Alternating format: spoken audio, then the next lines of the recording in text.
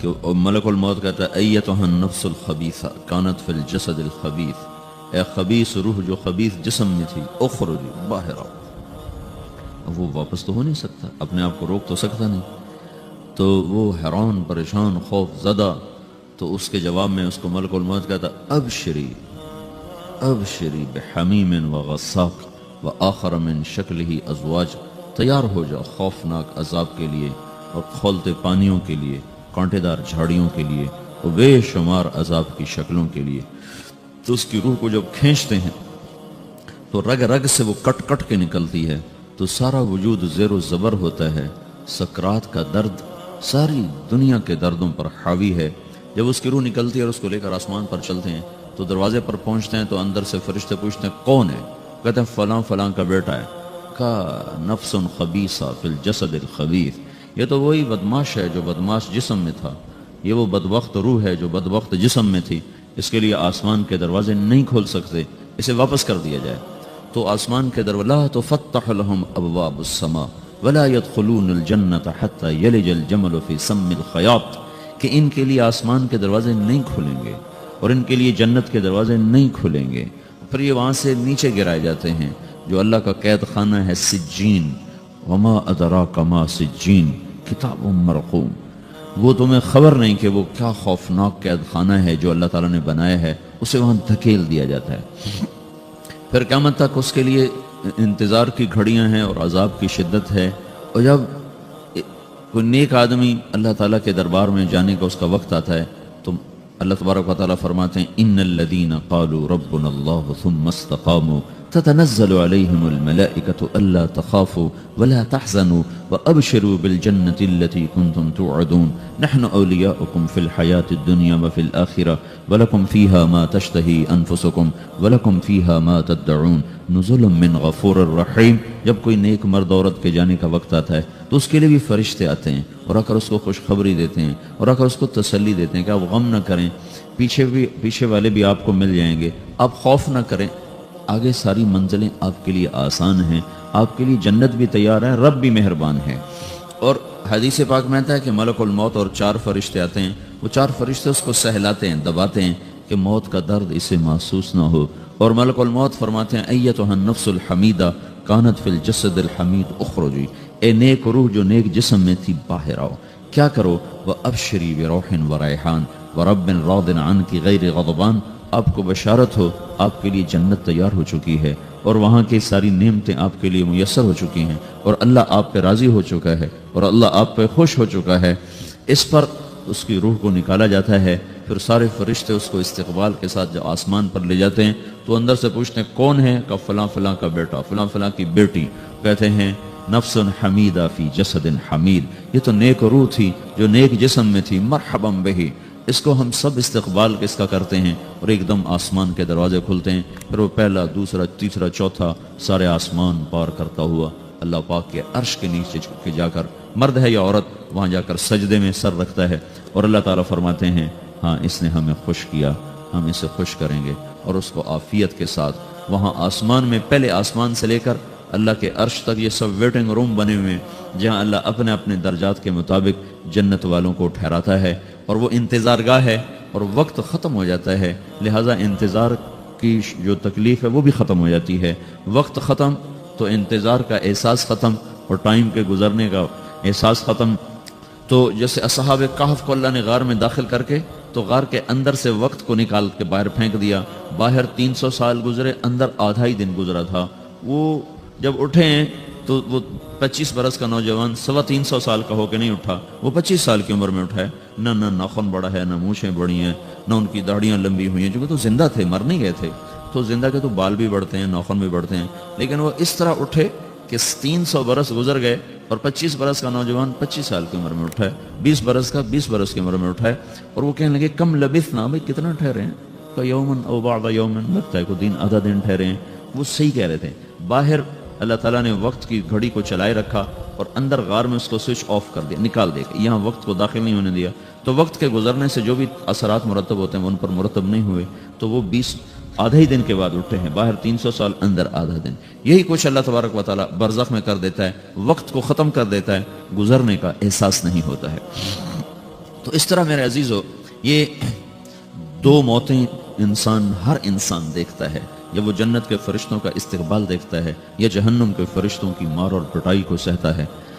رابعہ بصری رحمۃ اللہ علیہ کا انتقال ہونے لگا تو انہوں نے رات کو فوت ہوئی تو انہوں نے اپنی خادمہ کو بلا کے فرمایا کہ کسی کو بتانا نہیں، جب میں مر جاؤں تو پڑوس میں 2-4 کو بلا کر میرا جنازہ پڑھوا دینا، اور جس کرتے میں تہجد پڑھتی تھی وہی میرا کفن بنا دینا، اور صبح بے شک لوگوں کو بتا دینا، میرے مرنے کے بعد میری میت کو رکھنا نہیں، فوراً دبا دینا۔ تو ان کا انتقال ہوا تو انہوں نے پڑوس کے 2-4 10-20 آدمی بلائے اور ان کو تدفین تجہیز سب کچھ ہو گئی۔ صبح شور مچا کہ وہ رابعہ بصری کا انتقال ہو گیا۔ تو اگلے دن وہ خواب میں اس خادمہ کو ملی اور کہا بیٹی تیری بڑی مہربانی، تو نے میری وصیت کے مطابق عمل کیا۔ اس نے دیکھا کہ انہوں نے ایک خوبصورت سبز لباس پہنا ہوا ہے، تو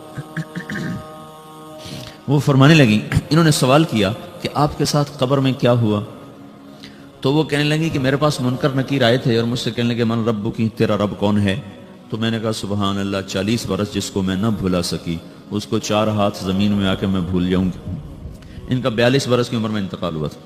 تو وہ کہنے لگے سبحان اللہ، جس کو میں 40 برس نہ بھلا سکی میں اسے 4 ہاتھ زمین کے اندر آ کے بھول جاؤں گی۔ تو منکر نکیر کہنے لگے اس کا کیا حساب لینا؟ پھر انہوں نے پوچھا کہ وہ آپ کا وہ کرتا کہاں گیا تہجد والا جس میں آپ کو کفن دیا تھا؟ کہا وہ اللہ نے مجھ سے لے لیا ہے اور میرے اعمال کے خزانے میں رکھ دیا ہے، قیامت کے دن میرا وہ کرتا بھی میرے ترازو میں تولا جائے گا، اور مجھے یہ لباس پہنایا ہے جو جنت کا لباس ہے۔ یہ بھی ایک موت ہے۔ اس طرح بھی لوگ مرتے ہیں۔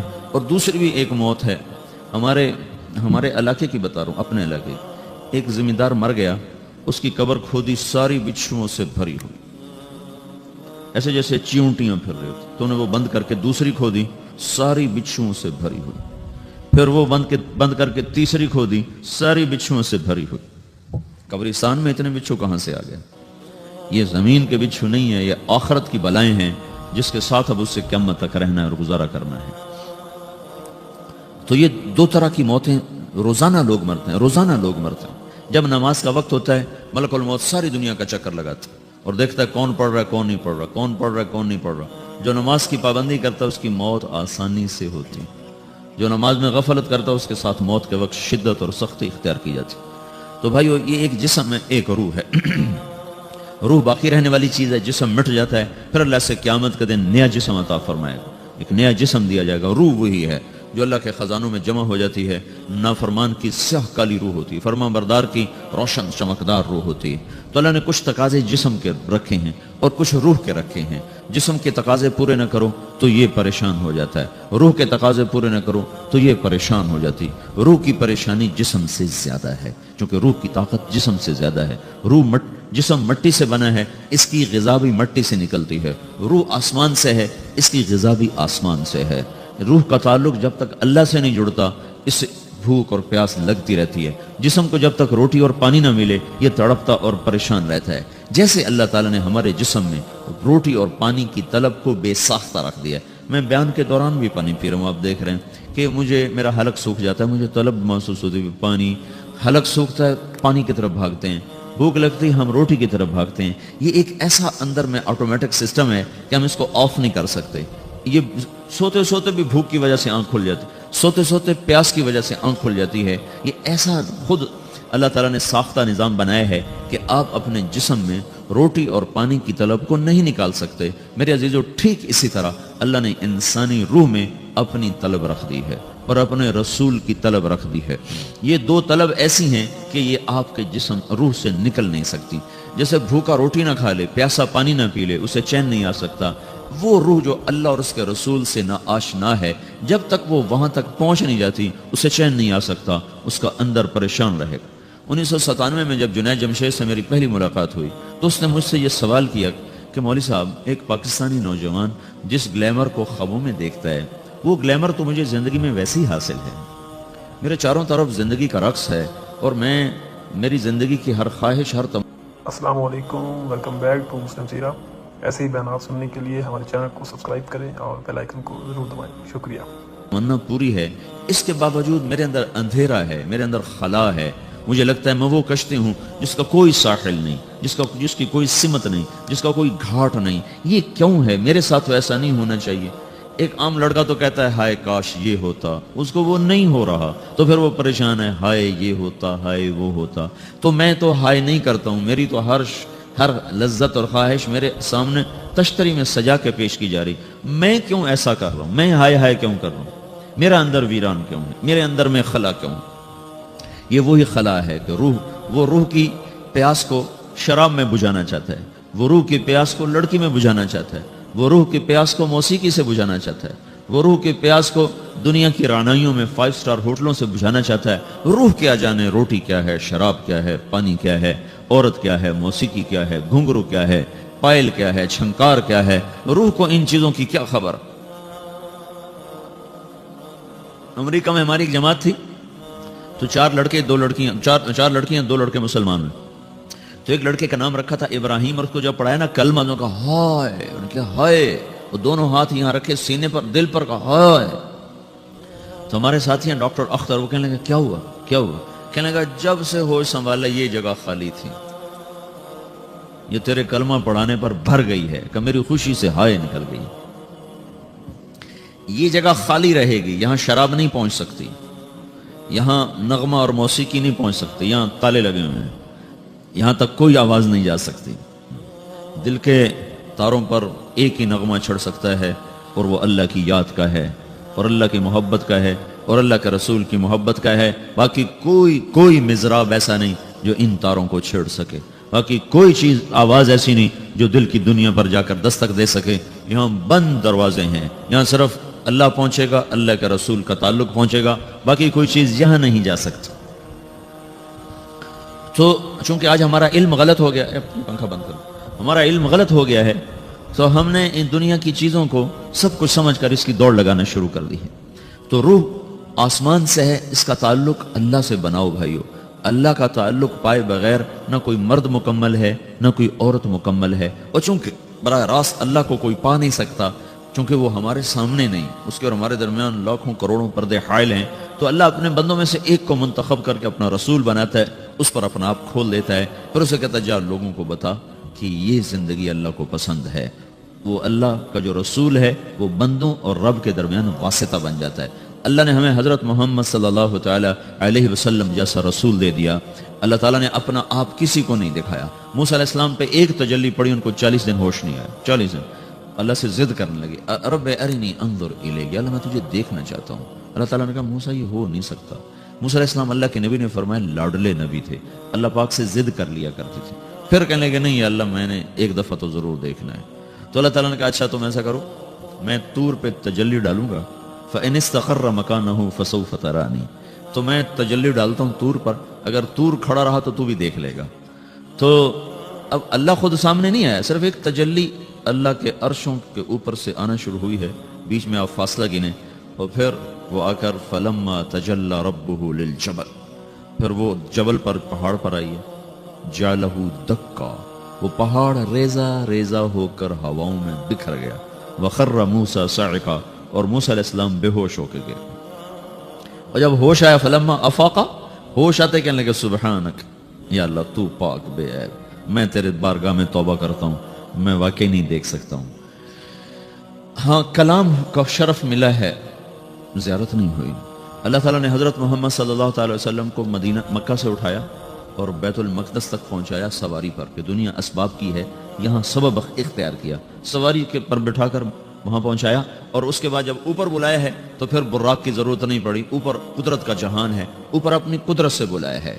یہ بیچ میں دیکھو نا کتنا بڑا، آپ اگر ہوا سے اوپر چلے جاؤ، یہ 500 میل ہوا کا غلاف ہے، اس سے اگر اوپر چلے جائیں گے نا تو آپ خود بم بن کے پھٹ جائیں گے ایک دھماکے کے ساتھ، چونکہ ہر انسان کے اوپر ہوا کا ایک پریشر ہے، کوئی 280 من کے قریب ہر انسان کے اوپر ہوا کا پریشر ہے۔ اس پریشر کو توڑنے کے لیے میرے اندر خود ایک پریشر بنا ہوا ہے جو اس کو توڑ رہا ہے۔ جب یہ ہوا کا پریشر میرے اوپر سے ریلیز ہو جاتا ہے تو میرا اندر کا اپنا پریشر بم کی طرح پھٹے گا اور مجھے پرزے کر دے گا۔ اس لیے وہ خلائی لباس بنایا جاتا ہے جس میں وہ مصنوعی پریشر دیا جاتا ہے تاکہ اوپر جا کر یہ پھٹ نہ جائیں۔ ہمارے نبی جس کرتے اور تہمت میں تھے اسی کرتے اور تہمت سے بیت المقدس سے چلے ہیں، اور ہوا کو نہیں پار کیا، 7 آسمان ہی پار کر لی۔ اور پہلے آسمان پر حضرت آدم علیہ السلام نے استقبال کیا ہے، اور دوسرے آسمان پر حضرت عیسیٰ علیہ السلام، زکریا علیہ السلام، یحییٰ علیہ السلام نے استقبال کیا ہے، تیسرے آسمان پر حضرت یوسف علیہ السلام نے استقبال کیا ہے، چوتھے پر حضرت ادریس علیہ السلام نے استقبال کیا ہے، پانچویں پر ہارون علیہ السلام نے استقبال کیا، اور چھٹے پر موسیٰ علیہ السلام نے استقبال کیا، اور ساتویں آسمان پر ایک بیت اللہ دیکھا ہے جس کا طواف ہو رہا ہے، استقبال کو کوئی موجود نہیں، ایک بڑے میاں ایسے ٹیک لگا کے بیت اللہ کی یوں ٹیک لگا کے بیٹھے ہیں، گوٹھ مار کے، دونوں ہاتھوں کے ایسے گوٹھ مار کے بیٹھے ہیں، ان کی سفید داڑھی ہے، وہ نہیں اٹھے ہیں، باقی تو نبی بھی سامنے کھڑے ہوتے تھے استقبال کو، لیکن یہ بزرگ نہیں اٹھے ہیں۔ تو آپ نے پوچھا یہ کون بزرگ ہیں؟ تو جبریل نے کہا یہ آپ کے دادا ابراہیم علیہ السلام ہیں۔ آپ خود چل کے آگے گئے ہیں، وہ قریب آئے تو آپ اٹھے اور آپ کو گلے لگایا، ماتھا چوما، پیار کیا۔ سارے نبیوں نے استقبال کے دوران کہا تھا ہمارے بھائی آ گئے، مرحبا ہمارے بھائی آ گئے، لیکن جب ابراہیم علیہ السلام سے ملاقات ہوئی تو انہوں نے فرمایا مرحبا میرا بیٹا آ گیا، مرحبا میرا بیٹا آ گیا ہے۔ اور یہ جو حالانکہ مرتبہ تو ابراہیم علیہ السلام کا چھوٹا ہے، ہمارے نبی کا مرتبہ بلند ہے، لیکن رشتے میں ابراہیم علیہ السلام کا مرتبہ بلند ہے اور ہمارے نبی کا مرتبہ چھوٹا ہے۔ ابراہیم علیہ السلام اوپر جا کر دادا بن رہے ہیں اور یہ نیچے پوتا پڑپوتا بن رہے ہیں، تو رشتے کی نسبت میں آپ چھوٹے ہیں وہ بڑے ہیں، مرتبے اور مقام میں تو اللہ کے بعد آپ کا اور آپ کے سامنے کوئی ہے نہیں، بس اوپر اللہ نیچے اللہ کا رسول ہے، باقی سبھی نیچے ہیں۔ لیکن یہ امت کو سبق دینا تھا کہ اللہ تعالیٰ کو معلوم تھا کہ آنے والی یہ جو نسل ہے یہ ماں باپ کے نافرمان ہوگی، چونکہ انہیں صرف پیسہ کمانا، آپ کا بھی قصور نہیں، آپ کو ٹیکسٹائل سکھائی جا رہی، کوئی ماں باپ کی تعظیم تو نہیں سکھائی جا رہی، اور خود آپ کے ماں باپ نے آپ کو نہیں بتایا کہ ماں کسے کہتے ہیں، باپ کسے کہتے ہیں۔ جس چیز نے بتانا تھا وہ آپ نے پڑھا نہیں، وہ تو دین نے بتانا تھا، قرآن نے بتانا تھا، سیرت نبی نے بتانا، وہ سیرت آپ نے پڑھی نہیں، قرآن آپ نے پڑھا نہیں، آپ کا سارا زور لگا پہلے وہ ایف ایس سی کو پاس کرنے میں، پھر ٹیکسٹائل میں آ گیا تو اب دھاگا کیسے بنتا ہے، آپ کا سارا علم ہے کہ دھاگا کیسے بنتا ہے، یہ علم آپ نہیں پڑھ رہے کہ انسان کیسے بنتا ہے، یہ مشین کیسے چلتی ہے آپ یہ سیکھ رہے ہیں، یہ انسان کیسے چلے یہ کسی ادارے میں نہیں سکھایا جا رہا۔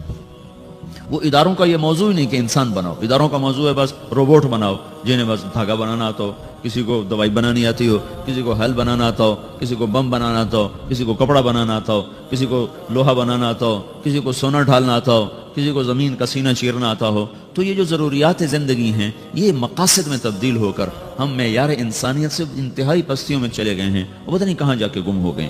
تو اللہ تعالیٰ نے ابراہیم علیہ السلام کی طرف حضور کو چلوایا تاکہ یہ پیغام ملے کہ ماں باپ کا ایک مقام ہے، ایک مرتبہ ہے جس کو کھو دینا سب سے بڑی ہلاکت ہے اور جس کی ناقدری سب سے بڑی تباہی ہے۔ ہمارے نبی پاک صلی اللہ تعالی وسلم سے جب پوچھا گیا یا رسول اللہ قیامت کب آئے گی تو آپ نے ارشاد فرمایا یہ اللہ کو پتہ ہے۔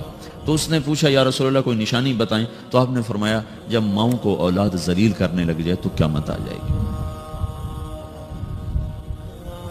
یہ کیا کہہ دیا ہے، حالانکہ آپ نے صاف کہا ہے جب دنیا میں ایک آدمی بھی اللہ کا نام لینے والا باقی نہیں بچے گا تو قیامت آ جائے گی۔ لیکن آپ نے کہا جب اور کہا انتلد الامۃ ربتہا، جب بیٹیاں بھی ماؤں کو ذلیل کرنے لگ جائیں، بیٹے تو کرتے ہی رہتے ہیں، کہ جب بیٹیاں بھی، جب بچیاں بھی اپنی ماؤں کو ذلیل کرنے لگ جائیں، نوکر کی طرح سلوک کرنے لگ جائیں تو پھر قیامت آنے آ گئی۔ کب پھر آ گئی۔ ایک لڑکی اپنی ماں کو کہہ رہی تھی بکواس نہ کر، میں سن رہا تھا میرے سامنے کی بات، اور اپنی ماں کو کہہ رہی تھی بکواس نہ کرو، تو اس کے آنسو ایسے ڈھل کر اس کے گالوں پر نیچے جا رہے تھے، نیچے جا رہے تھے، نیچے جا رہے تھے۔ یہ آنسو وہ ہیں جو ساری کائنات کو آگ لگا دیں گے، زیر زمین آسمان کا نظام زیر و زبر ہو جائے گا۔ تو میرے عزیزو ہماری بدقسمتی ہے کہ اس ملک کے پیچھے بڑی قربانیاں ہوئی ہیں، لیکن ایسے نکمے نااہلوں کے ہاتھ میں آیا کہ جو اپنی حکومت بچانے کے چکر میں رہے، انہیں نہ خود اپنی تعمیر کا خیال آیا نہ اپنی نسل کی تعمیر کا خیال آیا۔ پیسے کا کم ہو جانا تو کوئی اتنا بڑا نقصان نہیں، نسل کا گم ہو جانا اس سے بڑا کوئی نقصان کوئی۔ نوجوان نسل کو منزل کا ہی نہ پتا ہو، ان کے سامنے کوئی ہدف ہی نہ ہو، صرف پیسہ اور صرف پیسہ اور صرف پیسہ، اس کے سوا وہ کچھ جانتے نہ ہوں، تو وہ قوم برباد ہو گئی جن کی نسل اپنی اقدار بھول گئے، اپنے معیار بھول گئے، اپنی عزت کے پیمانے اپنے ہاتھوں سے توڑ دیے اور صرف شہوت کے غلام بن گئے۔ ناچنا گانا شراب زنا یہ سارے معاشرے کا کلچر بن جائے، اس معاشرے کو ہلاکت سے کوئی چیز نہیں بچا سکتی کبھی وہ معاشرہ، کیونکہ وہ ابھی تک اللہ نے کسی کو اپنی حکومت میں شریک نہیں بنایا ہے اور نہ وہ آئندہ بنانے والا ہے۔ یہ دھرتی اللہ کی ہے، یہ آسمان اللہ کا ہے، یہاں وہ ہوتا ہے جو اللہ چاہتا ہے، یہاں وہ ہوتا ہے جو اللہ کا امر ہوتا ہے، یہاں وہ نہیں ہو سکتا جو میں اور آپ چاہیں۔ اور میرے اللہ کا فیصلہ ہے کہ جب نافرمانی ہوگی اللہ دھو دے گا، جب بے حیائی آئے گی اللہ تعالیٰ کی طرف سے جھاڑو چلے گا۔ پہلی قومیں اس لیے ہلاک نہیں کہ ٹیکنالوجی میں مار کھا گئی تھی، فرعون کو ٹیکنالوجی میں مار کھا کے سمندر میں غرق ہوا تھا، وہ کتنے لاکھوں کا لشکر لے کر تعاقب میں چلا تھا، اور اللہ تعالیٰ نے ایک پل میں فَأَخَذْنَاهُ وَجُنُودَهُ فَنَبَذْنَاهُمْ فِي الْيَمِّ وَهُوَ مُلِيمٌ، اللہ نے پکڑ کے پانیوں میں ڈالا اور ہمیشہ کے لیے عبرت کا نشان بنایا۔ عاد ہود علیہ السلام کی قوم اتنی طاقتور قوم تھی، وہ لمبے لمبے ان کے قد تھے، 300 سال تک ان کی جوانی چلتی تھی۔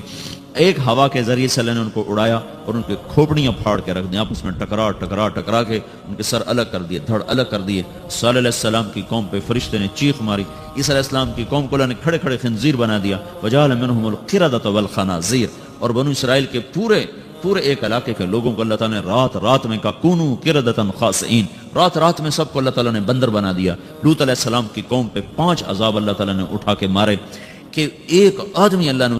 السلام علیکم، ویلکم بیک ٹو مسلم سیرہ۔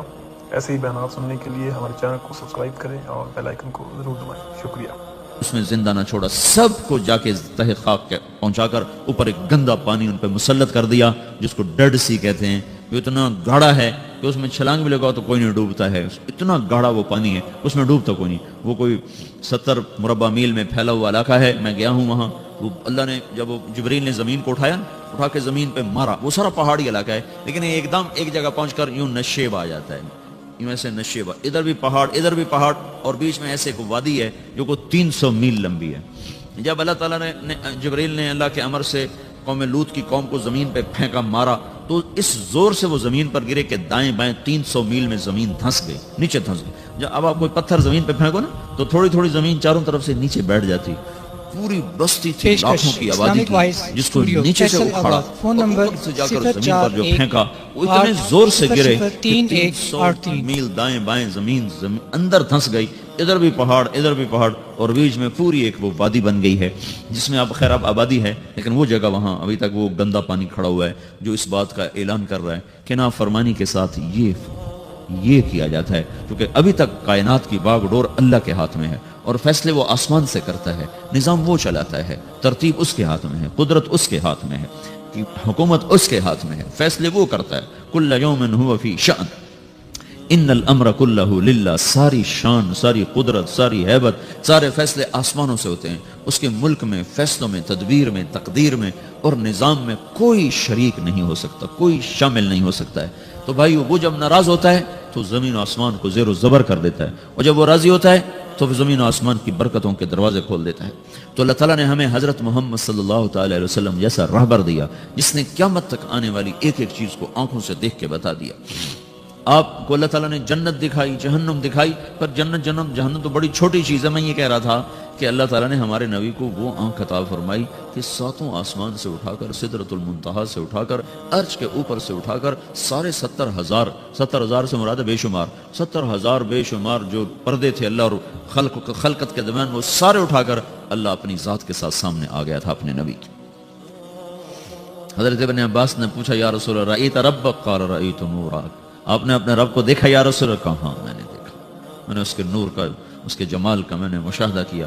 وہ آنکھ کتنے علم رکھتی ہے جو اللہ کو دیکھ لے، وہ کان کتنے طاقتور ہیں جو اللہ کی آواز سن لے، وہ سینہ کتنا طاقتور ہے جو اللہ کی تجلیات کو ہضم کر جائے۔ دیکھو نا موسیٰ علیہ السلام پہ تجلی آئی پہاڑ سے لوٹ کر آئی ہے، ہوش نہیں آیا ہے، یہاں سیدھا اللہ کی ذات عالی کا دیدار ہے، اور اللہ کو آنکھ دیکھ رہی ہے، کان سن رہا ہے، زبان بات کر رہی۔ التحیات للہ والصلوات والطیبات، یہ اللہ تعالیٰ سے یہ بات ہو رہی۔ آگے جواب آ رہا ہے السلام علیک ایہا النبی ورحمۃ اللہ وبرکاتہ، اس کے جواب میں ہمارے نبی فرما رہے ہیں السلام علینا وعلی عباد اللہ الصالحین۔ یہ مکالمہ اللہ کے سامنے دیکھتے ہوئے، اللہ کی سنتے ہوئے، کتنا عظیم رسول اللہ تعالیٰ نے بنایا۔ پھر مکالمہ ہو رہا ہے، یا اللہ ابراہیم کو آپ نے خلیل بنایا، اور موسیٰ علیہ السلام کو آپ نے کلیم بنایا، اور داؤد علیہ السلام کو آپ نے لوہا نرم کر کے دیا، اور سلیمان علیہ السلام کو یا اللہ آپ نے ہوا تابع کر کے دی، اور عیسیٰ علیہ السلام کو یا اللہ آپ نے مردے زندہ کر کے دیے، تو یا اللہ میرے لیے کیا ہے؟ یہ اللہ صرف ساتھ بات ہو، اتنا لمبا چوڑا مکالمہ ہو رہا ہے۔ تو آگے اللہ تعالیٰ جواب میں ارشاد فرما رہا ہے اولیس قد آتیتک افضل من ذلک کلہ، اے میرے نبی میں نے تمہیں سب چیز سے اعلیٰ چیز عطا کی ہے، اللہ ذکرت الا ذکرت معی، قیامت تک تیرا میرا نام اکٹھا رہے گا، جدا نہیں ہو سکتا۔ سب سے اعلیٰ چیز قربت دے دی کہ میں نے آپ کو اپنے قریب کر لیا۔ اب یہ لا الہ الا اللہ کے ساتھ محمد الرسول اللہ جڑ گیا ہے، اب یہ کبھی نہیں مٹ سکتا۔ اللہ کو پانے کے لیے کوئی راستہ نہیں، محمد رسول اللہ سند ہیں، ڈگری ہیں. کیوں بھائی؟ ادھر بازار جب کسی مل میں کوئی چلا جائے گا جی میں ٹیکسٹائل انجینئر ہوں مجھے رکھ لو، تو سب سے پہلی چیز وہ کیا کہیں کہ آپ کے پاس ڈگری ہے. پاکستان میں 2 کالج ہیں، ایک جہاں ایک دوسرا کہاں ہے؟ کراچی میں ہے. تو سب سے پہلی چیز جو آپ سے مانگیں گے نا، کہیں گے آپ اپنی ڈگری دکھاؤ. تو آپ وہاں جعلی سند پیش کر سکتے؟ جعلی سند کے ساتھ آپ کو کوئی رکھے گا؟ تو وہ کہیں گے جی آپ ہمیں ڈگری لاؤ. یہ ڈگری، یہ سند، یہ ایک ضمانت ہے کہ یہ آدمی صحیح جانتا ہے. اس کے عالم ہونے کی ضمانت نہیں ہے، صرف اس بات کی ضمانت ہے کہ یہ آدمی صحیح راستے پر ہے، صحیح چیز کو اس نے حاصل کیا ہوا ہے. MBBS کی ڈگری دکھاؤ گے، وہ ویسے کوئی بیٹھ جائے پھٹا لگا کے تو پکڑ کے جیل میں ڈال دیں گے. تو اللہ تک پہنچنے کے لیے صرف ایک راستہ، وہ حضرت محمد صلی اللہ تعالی وسلم کی پاک زندگی ہے. اسے چھوڑ کر، اس سے ہٹ کر کوئی اللہ تک پہنچنے کا دعویٰ کرے تو بھائیو وہ گمراہی پر ہے، وہ صحیح راستے پر نہیں ہے. وہ اللہ کو نہیں پا سکتا، وہ اللہ تک نہیں جا سکتا. اللہ تک جانے کے لیے صرف حضرت محمد صلی اللہ تعالی وسلم کی پاک زندگی ہے. اب اس کی حفاظت اللہ کے ذمہ تھی کہ چونکہ آپ کی زندگی نے نمونہ بننا تھا تو اللہ تعالیٰ نے اس کو قیامت تک کے لیے محفوظ کر دیا، تاکہ اس میں کوئی آج کے دور کا ٹیکسٹائل کا لڑکا کہے جی اللہ کو کیسے راضی کروں. تو یہ دیکھو، یہ قرآن ہے جس کے زیر و زبر میں کوئی تبدیلی نہیں کر سکا، اور یہ اللہ کے محبوب کی سیرت اور زندگی ہے جس میں آج تک کوئی دجال اپنی طرف سے کوئی چیز داخل نہیں کر سکا. یہ سکہ بند چیز ہے، اس کے پیچھے چلو گے تو اللہ ملے گا، عورتیں چلیں گی ملے گا، مرد چلیں گے ملے گا. اس سے ہٹ کر، ان ترتیبوں کو توڑ کر جو کہیں گے ہمیں اللہ مل گیا ہے تو وہ دھوکے کا شکار ہیں. اس لیے قیامت کا ایک نام ہے تغابن، وذالک یوم التغابن، دھوکے کا دن، فراڈ کا دن. فراڈ کا دن کیا مطلب؟ اس دن نافرمان کہیں گے ہائے ہمارے ساتھ دھوکا ہو گیا، ہائے ہمارے ساتھ دھوکا ہو گیا، ہم دھوکے میں مارے گئے. تو اس دن ایک پکار چلی ہوگی، دھوکا ہو گیا، دھوکا ہو گیا، دھوکا ہو گیا، فراڈ ہو گیا، ہم کیا تھے، ہم کیا سمجھتے رہے، نکلا کیا، ہم کدھر جا رہے تھے، پہنچے کہاں. تو یہ ایک نام قیامت کا یوم التغابن بھی رکھا گیا ہے کہ اس دن ہر نافرمان اپنے دھوکے سے نکلے گا، لیکن اس دن بات ختم ہو چکی ہوگی، مہلت ختم ہو چکی ہوگی. تو میرے عزیزو، حضرت محمد صلی اللہ تبارک و تعالی علیہ وسلم کی پاک زندگی وہ اللہ تک پہنچنے کے لیے نمونہ ہے. آپ کی پیدائش سے لے کر وفات تک ساری زندگی اللہ تعالیٰ نے محفوظ کر دی ہے. ایسی محفوظ کی ہے کہ نہ کسی بادشاہ کی ایسے تاریخ لکھی گئی، نہ کسی بڑے وزیر کی ایسے تاریخ لکھی گئی، نہ کسی سائنسدان کی، نہ کسی دانشور کی، نہ کسی مفکر کی، نہ کسی شاعر کی. ایک یتیم کے لیے اللہ نے جو قلم چلوایا لوگوں کا، آپ مسکراتے کیسے تھے، آپ روتے کیسے تھے، آپ غمگین کیسے ہوتے تھے. یہ کوئی بات اگر ان باتوں کا ہمیں نہ پتا ہو تو شریعت میں تو کوئی فرق نہیں پڑتا ہے، لیکن اللہ نے وہ باتیں بھی لکھوا دی کہ جب آپ غمگین ہوتے تھے تو ایسے بیٹھتے تھے. یہ آپ کے غم کی نشان. سیدھے ہاتھ سے داڑھی پکڑی ہوتی تھی اور اس کونی کو اس ہاتھ پہ رکھا ہوتا تھا ایسے، اور آپ ایسے بیٹھے ہوتے تھے. یہ آپ کے غم کی نشانی کہ آج اللہ کا نبی غمگین بیٹھا ہے. اور تھوڑی دیر کے بعد آپ ایسے سر پر ہاتھ پھیرتے ایسے، اور پھر یوں داڑھی پکڑ کے بیٹھ جاتے، ایسے بیٹھتے تھے. اتنی باری اگر مثلا یہ چیز آپ کو مجھے معلوم نہ ہو تو ہمارے کیا فرق پڑتا ہے. لیکن اللہ نے ایک ہی حبیب بنایا، ایک، اس سے محبت کی، اس سے عشق کیا، پھر اس کی زندگی کو اللہ تعالیٰ نے خود، اس کی ساری اداؤں کو اللہ تعالیٰ نے خود. آپ کہاں مسکرائے کہ دانت ظاہر ہوئے، آپ کہاں مسکرائے کہ داڑھیں بھی ظاہر ہوئیں. کہ آپ کی داڑھ مبارک بھی نظر آ رہی تھی، جب آپ ہنس رہے تھے تو آپ کی داڑھیں بھی نظر آ رہی تھیں، جب آپ ہنس رہے تھے تو صرف آپ کے دانت نظر آ رہے تھے. آپ کس جگہ پر کیسا روئے، ہچکیوں سے روئے یا آنسوں سے روئے، یا آپ نے ٹھنڈی آہ بھری. یہ اتنی چھوٹی چھوٹی باریک باتوں کو بھی اللہ تعالیٰ نے محفوظ کر کے لکھوا دیا. آپ کو کیا پسند ہے، آپ کو کون سا گوشت پسند ہے. آپ کو دستی پسند تھی، بکری کی دستی، تو ابو عمر رضی اللہ تعالیٰ عنہ آپ کے لیے نا پکا رہے تھے، دیکھ پکا رہی تھی اور لوگوں کے لیے. تو آپ تشریف لائے، آپ نے کہا ابو عمر یہ مجھے دستی پکڑانا. وہ بوٹیاں کر کے نہیں پکاتے تھے، پورے پارچے پکا، پورا حصہ ڈال کے پکایا جاتا.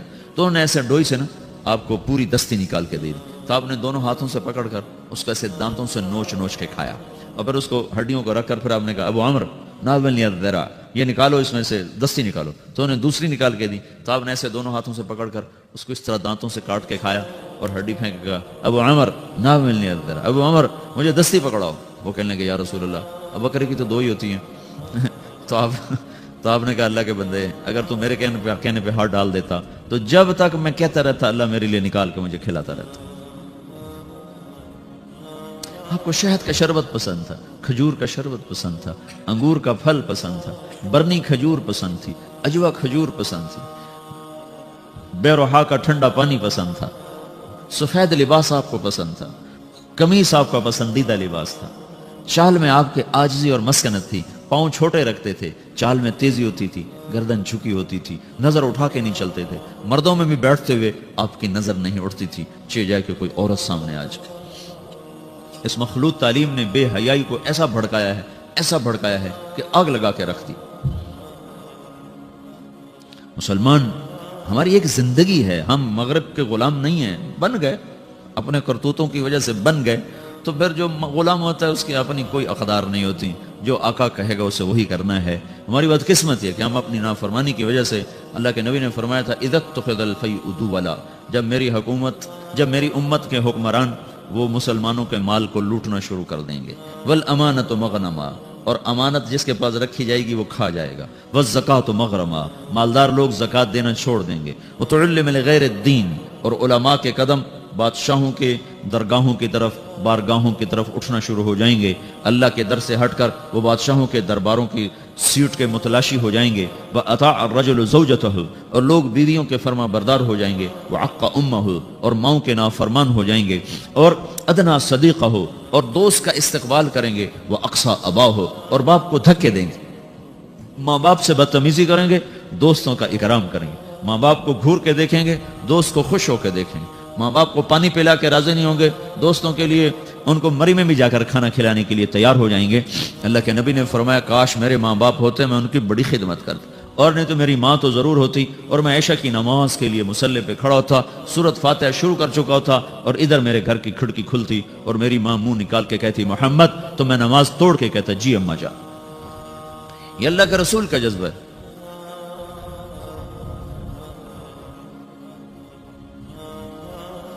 ہائے ہائے، ابو ہریرہ رضی اللہ عنہ جہاد پر تیار ہو گئے، ان کی ماں نے کہا بیٹا مجھے اکیلے چھوڑ کے تو نہ جا، کہا نہیں، اللہ کے نبی نے کہا میں نے جانا ہے، تو انہوں نے کہا میں تجھے اپنے دودھ کا واسطہ دیتی ہوں جو میں نے تمہیں پلایا ہے، مجھے چھوڑ کے نہ جا، کہا نہیں میں نے جانا ہے، اور ہتھیار سجا لیے۔ ان کی ماں نے اللہ کے نبی کو پیغام بھیجا کہ میں نے ابو ہریرہ کو دودھ کا واسطہ دیے پھر بھی نہیں رکا۔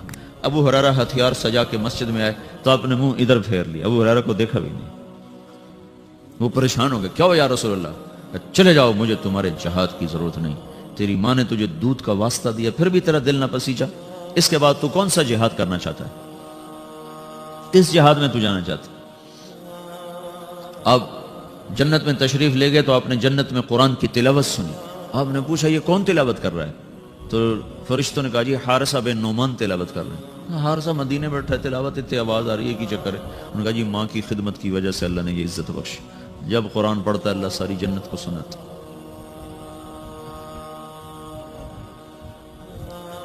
اور ایک صحابی کی بیوی نے پیغام بھیجا یا رسول اللہ میرے خامد مر رہے ہیں، کلمہ نہیں پڑھ، صحابی اور کلمہ نہ پڑھا جائے۔ السلام علیکم، ویلکم بیک ٹو مسلم سیرہ۔ ایسے ہی بیانات سننے کے لیے ہمارے چینل کو سبسکرائب کریں اور بیل آئیکن کو ضرور دبائیں۔ شکریہ۔ صحابی کلمہ نہ پڑھا جائے، ساری دنیا کے ابدال قطب صحابی کے پاؤں کی خاک کے برابر۔ تو آپ نے پوچھا ماں باپ میں کون زندہ ہے؟ کہا جی ماں زندہ ہے۔ کہا ناراض ہے؟ کہا جی ناراض ہے۔ تو آپ نے اس کی ماں کو پیغام بھیجا کہ علقمہ، ان کا نام تھا علقمہ، میں آپ سے ملنا چاہتا ہوں۔ وہ خود آ گئی۔ تو آپ نے فرمایا تم علقمہ سے ناراض ہو؟ کہا جی ناراض۔ کیا ناراضگی؟ کہ یا رسول اللہ مجھے اس کے دین کا کوئی گلہ نہیں، بہت نیک ہے، بدتمیز ہے، زبان سے جب بولتا ہے تو دل توڑ دیتا ہے، زبان کا بدتمیز ہے، اور کچھ نہیں، صرف زبان کی تیزی، بلاؤ تو کھانے کو آتا۔ اس جوانی میں یہ ایسا ہی لہجہ ہوتا ہے نوجوانوں کا اپنے ماں باپ کے ساتھ، کیسے کاٹنے کو آتے ہیں، کھانے کو آتے ہیں۔ یہ تو صحابی کا کلمہ روکا پڑا، میرے آپ کے ساتھ کیا ہوگا؟ اگر تم نے ماں باپ کو ایسے بدتمیزی سے بولنا سیکھ لیا تو کیا کرو گے مرتے وقت؟ تمہاری ٹیکسٹائل تو نہیں تمہارے کام آنے کی قبر میں؟ اگر تم صرف ٹیکسٹائل انجینئر ہو تو مکڑی تم سے بہتر ٹیکسٹائل انجینئر، کیسا دھاگا بناتی اور کیسا نقشہ بناتی۔ تو آپ نے کہا معاف کرو گے؟ کہا نہیں میں نہیں معاف کروں گا۔ تو آپ نے حضرت بلال سے کہا بلال لکڑیاں اکٹھی کرو اور علقمہ کو آگ لگاؤ۔ وہ کہنے گے یا رسول اللہ، وہ کہنے گے آپ علقمہ کو آگ لگائیں گے؟ کہا ہاں۔ تو معاف نہیں کرے گی نا تو یہ سیدھا دوزخ میں جائے گا، اور میں جلا دوں گا تو دوزخ سے بچ جائے گا۔ تو کہنے لگے نہیں اتنا تو میرا حوصلہ نہیں کہ میں یہ دیکھ سکوں، میں اسے معاف کرتی ہوں۔ یہ کہنا تھا میں معاف کرتی ہوں، تو علقمہ کی زبان پہ کلمہ جاری ہو گیا۔ اور ساتھ ہی ان کا انتقال ہو گیا. پھر آپ نے اس کا جنازہ پڑھایا. پھر آپ نے فرمایا جس نے ماں باپ کو دکھ دیا اس پہ اللہ کی لعنت, فرشتوں کی لعنت, زمین آسمان کی لعنت, نہ نماز قبول ہوگی نہ روزہ نہ صدقہ. تو آپ نے فرمایا کہ جس وقت میری امت میں مائیں ذلیل ہوں گی, باپ در بدر ہوں گے, ٹھوکر کھائیں گے, دوستوں کی عزت اور اکرام ہوگا اور باپ کو ذلیل کیا جائے گا. وساد القبیلۃ فاسق ہوں, اور قبیلے کا سردار فاسق و فاجر ہوگا. وکان رئیس القوم ارذلہم, اور حکومت نکمے انسانوں کے ہاتھ میں ہوگی. وَأُكْرِمَ الرَّجُلُ مَخَافَةَ شَرِّهِ, ایک دوسرے کو سلام کریں گے اندر میں بغض بھرا ہوا ہوگا, ایک دوسرے کو سلام کریں گے اندر میں کوئی نہ کوئی مفاد بھرا ہوا ہوگا. اور وَارْتَفَتِ الْأَصْوَاتُ فِي الْمَسَاجِدِ, اور مسجدوں میں لڑائیاں شروع ہو جائیں گی. وَظَهَرَتِ الْقَيْنَاتُ وَالْمَعَازِفُ, اور ساری امت گانے بجانے میں ڈوب جائے گی. یہ وہ دور ہے جب سوائے قرآن کے کسی گھر میں کسی چیز کی آواز نہیں آتی تھی. اور اب آگے دیکھ کے بتا رہے تھے کہ ایک وقت آنے والا ہے جب ساری امت موسیقی میں ڈوب جائے گی. ظہرت القینات, اور گانے والیاں معزز ہو جائیں گی, محترم ہو جائیں گی. والمعازف, اور گانے کے آلات, سارے ٹیکسٹائل کے ہاسٹل میں میوزک کی آواز چاروں طرف گونج رہی ہے. میں نے ہاسٹل لائف گزاری ہے, میوزک کیسے گونجتا ہے میں خود اس دور سے گزرا ہوں, لیکن میں تو جانور تھا, مجھے تو پتہ نہیں تھا. اور اس طرح تبلیغ کا کام بھی کوئی نہیں تھا کہ ہمیں آ کے کوئی بتاتا اور سمجھاتا. تمہیں تو ہم بتا رہے ہیں, یہاں آ کے بیان کیا تھا جنید جمشید نے, یہ ایگریکلچر یونیورسٹی میں, تو میں بھی ساتھ تھا. تو کہنے لگا دیکھو میرے عزیزوں, میں گانے والا ہوں, میں توبہ کر چکا ہوں, تم سننے سے ہی توبہ کر لو. یہ کیسے دیوانے ہیں جو کہتے ہیں موسیقی روح کی غذا ہے. یہ روح کی غذا ہوتی تو میں چھوڑ دیتا. بولا تم روٹی چھوڑ دو گے, پانی چھوڑ دو گے, تمہیں کوئی لاکھ تقریریں کریں تو روٹی چھوڑ دو گے, پانی چھوڑ دو گے. تو جو چیز روح کو تقویت پہنچائے اسے کون چھوڑے گا؟ روح کو تقویت پہنچانے کے لیے اللہ. صرف تم ایک دفعہ کہتے ہو نا اللہ, تو تمہاری روح کا رواں سرشار ہو جاتا. جب کہتے ہیں نا لا الہ الا اللہ, تو تمہاری ساری روح میں نغمے نغمے گونجنے لگتے. تو اس نے کہا میں گانے والا توبہ کر چکا, تو سننے والی بھی تو توبہ کرو. کہ ظہرت القینات والمعازف, گانے والیاں معزز, گانے موسیقی عام. وشربت الخمور, اور شراب پی جائے گی. وَلَانَ آخِرُ هَذِهِ الْأُمَّةِ اول, میں لاہور میں تھا, ایک بڑے افسر کہنے لگے جی قرآن میں کہاں لکھا ہے شراب حرام ہے؟ میں نے کہا قرآن میں کہاں لکھا ہے زنا حرام ہے؟ دکھا دو کہیں قرآن میں لکھا ہو کہ زنا حرام ہے. چلو زنا تو ایک مسلمان بھی کر سکتا ہے, شراب ایک مسلمان بھی پی سکتا ہے. سارے قرآن میں کہیں دکھاؤ کہ لکھا ہو شرک حرام ہے, پتھر کی پوجا حرام ہے. کہ اللہ کے بندو, تم نے انگریزی پڑھی ہے, تم نے عربی نہیں پڑھی. تم عربی کا محاورہ کیسے سمجھ سکتے ہو؟ ایک حرام کرتے ہو, ایک اس کو حلال کہتے. ایک شراب پینا کو اس کو حلال کہنا, ایک نماز نہ پڑھنا ایک اس کو حلال کہنا. یہ تو اسلام سے ہی باہر نکل گیا. چونکہ ہم مغرب کی طاقتور دعوت سے متاثر ہیں. میڈیا بول رہا ہے, ٹی وی چل رہا ہے, سیڈیز چل رہی ہیں, کتابیں چل رہی ہیں, اور آپ اپنی بنیاد سمجھتے نہیں ہو. آپ کے پاس اپنے دین کے بارے میں کچھ نہیں. 95% نوجوان نماز نہیں پڑھتے.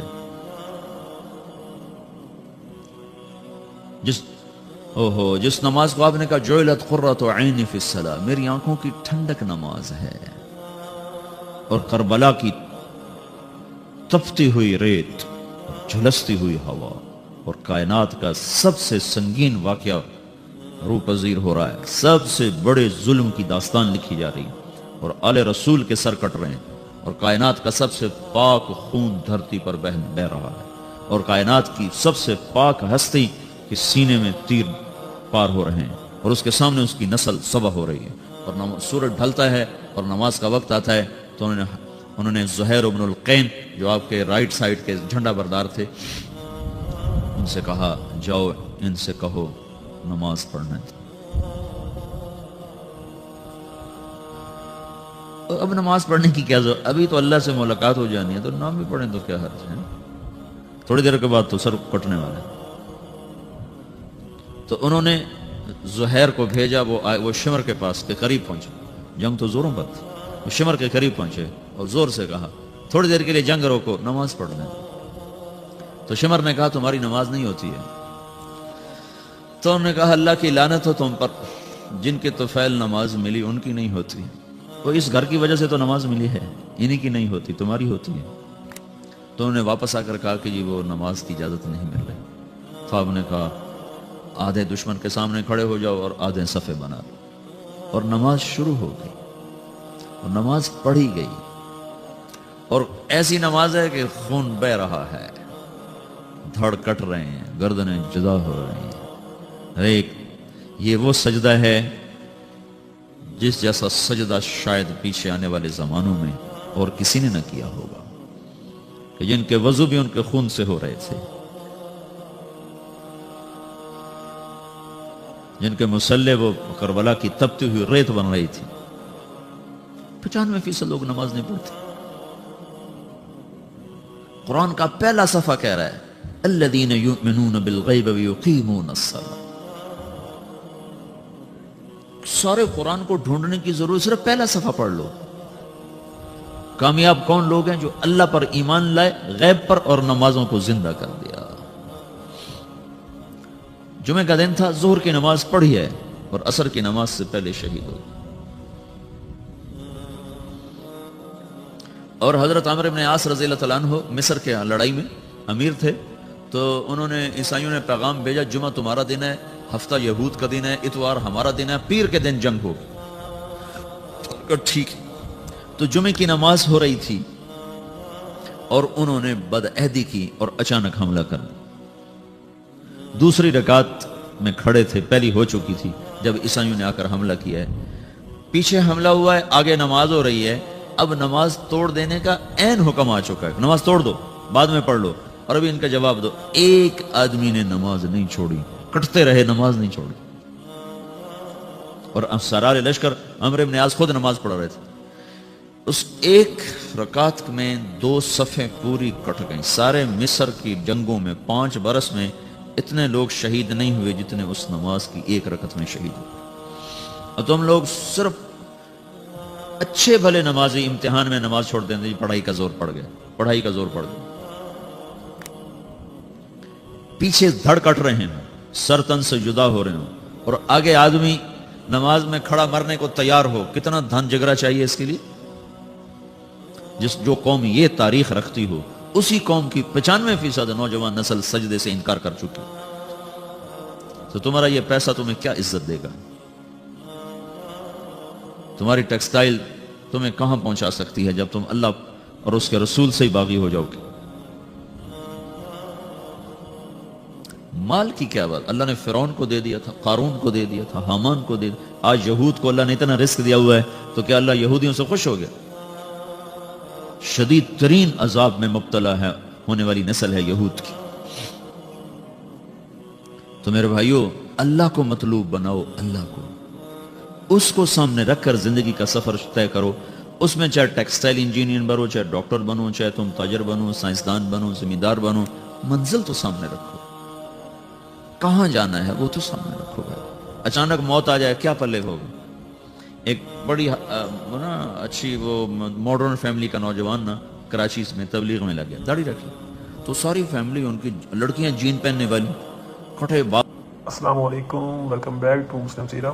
ایسے ہی بیانات سننے کے لیے ہمارے چینل کو سبسکرائب کریں اور بیل آئیکن کو ضرور دبائیں۔ شکریہ۔ تو ساری فیملی نے اس کے اوپر چڑھ، داڑھی کٹاؤ، داڑھی کٹاؤ، داڑھی کٹاؤ۔ وہ ساری فیملی کا پریشر نہ سہ سکا اور اس نے داڑھی منڈا دی۔ 4 مہینے بعد مر گیا۔ تو اس کا باپ اس کے سرانے کھڑا ہو کے کہہ رہا تھا، اگر مجھے پتا ہوتا تیری اتنی مختصر زندگی ہے تو میں یہ کام تو اس سے کبھی نہ کرواتا۔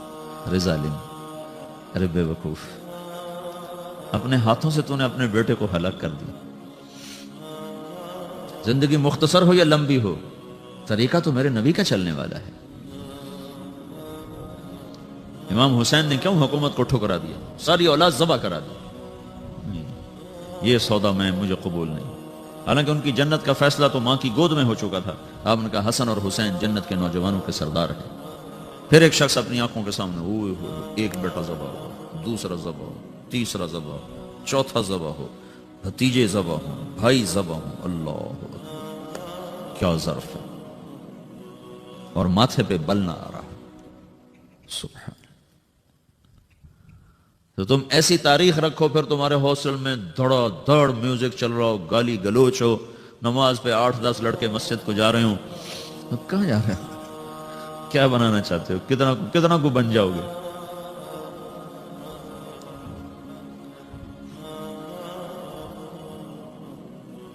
کوئی ہم بے نام مخلوق ہوتے، کوئی ہماری تاریخ نہ ہوتی، کوئی ہمارا ماضی نہ ہوتا، ہمیں پتہ نہ ہوتا کہ ہم کس قافلے کے بچھڑے ہوئے لوگ ہیں، تو پھر جو مرضی کرتے، لیکن کیا کریں، بھول ہی گئے۔ مدت ہوئی سیاد نے چھوڑا بھی تو کیا، تاب پرواز نہیں راہ چمن یاد نہیں۔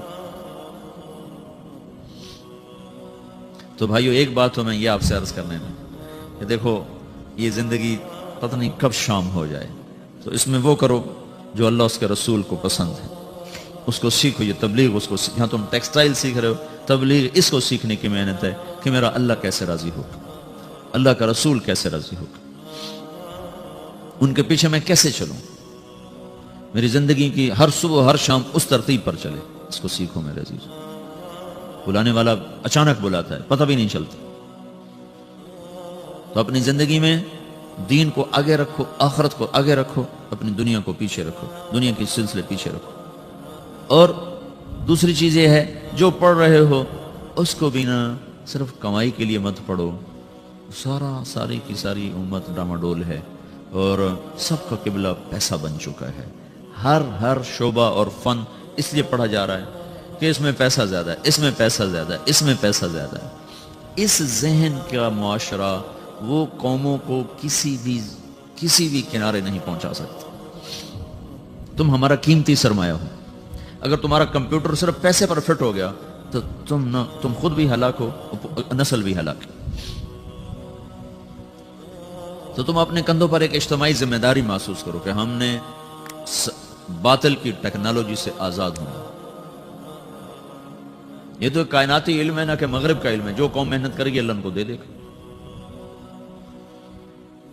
جو قوم اپنے آپ کو کھپائے گی اللہ ان کو عطا فرمائے گا۔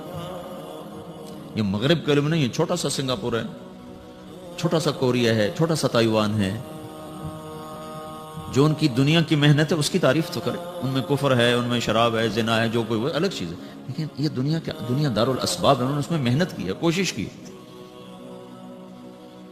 تو تم اس علم کو پڑھو، صرف اس لیے نہیں کہ ہم نے تنخواہ لینی ہے بڑی اچھی اور جنرل مینیجر بن جانا ہے، پھر ہمارے پاس بڑے پیسے آ جائیں گے، نہیں، کہ ہم نے پوری اپنے قوم کو، ملک کو ہم نے اس سوال سے اپنے پاؤں پہ کھڑا کرنا ہے۔